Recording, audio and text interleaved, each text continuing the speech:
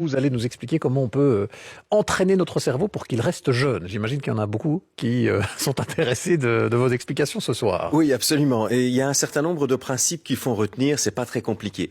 Le premier principe, le cerveau ne s'use que si on s'en sert pas. D'accord. On a cru pendant des années que on recevait à la naissance et puis au fil des premières années un certain nombre de neurones, des milliards de neurones, parce qu'il y a des milliards de neurones dans notre cerveau, et puis qu'à partir d'un certain moment, eh bien, les neurones s'éteignaient, on en avait de moins en moins, et donc, voilà pourquoi on commençait à avoir des problèmes de mémoire, toute une série de problèmes dits cognitifs, des problèmes de raisonnement et tout ça. C'est logique puisqu'on a moins de neurones, donc forcément, on fonctionne moins bien. Eh bien, c'est totalement faux. Ça, c'est le premier principe. Toujours que c'était vrai. Voilà. Alors non, attention. Ce que je veux dire, c'est que oui, on a un certain nombre de neurones et ces neurones peuvent mourir avec l'âge. En revanche, il est tout aussi possible de confectionner de nouveaux réseaux de neurones à tout âge. Et donc, on peut très bien commencer à créer de nouveaux réseaux à 90, 91 ans, voire au-delà, parce que on stimule son cerveau. Donc, il ne faut pas croire qu'on a un certain nombre au départ et puis qu'à la fin, on est condamné à en avoir de moins en moins. Ça n'est pas vrai. Le premier principe, le cerveau ne s'use que si on s'en sert pas. Ça veut dire que si on s'en sert,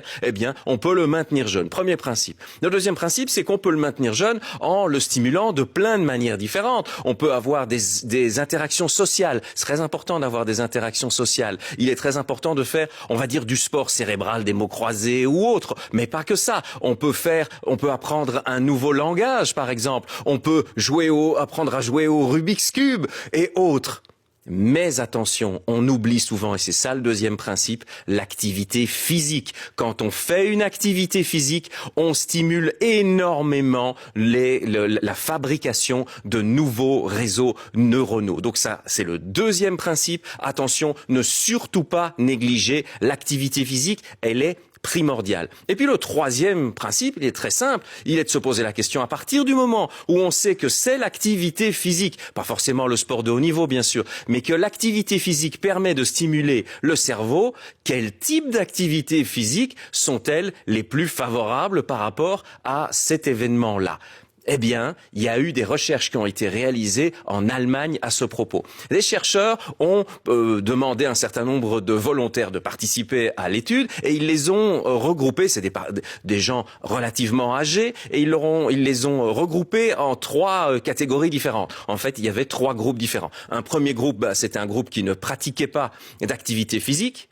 Le deuxième groupe était un groupe à qui on demandait de pratiquer des activités physiques qui les rendaient de plus en plus experts dans une certaine discipline. Par exemple, la marche nordique ou par exemple le vélo. Eh bien, ils devaient faire régulièrement cette discipline-là pour devenir des experts de cette discipline-là particulièrement. Et puis le troisième groupe, c'était des gens qui faisaient de la danse. L'activité physique, c'était de la danse. Mais la différence par rapport au groupe numéro 2, c'est que pour la danse, eh bien, il s'agissait toutes les semaines ou toutes les 2 semaines de changer de danse.